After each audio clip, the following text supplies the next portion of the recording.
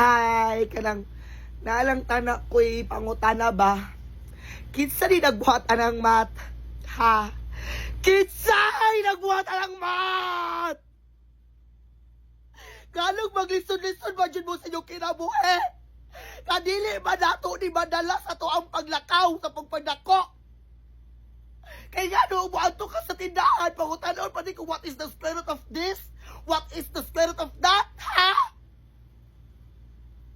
Sa elementary, sa'yo na kaya ang math plus, minus, addition, subtraction, multiplication, sa pamana niya, sa'yo na kaayo. Pero pag abot lagi college na, ano na naman ni letters? Ha? Masumtunok ko. Ano na naman ni letters ni math?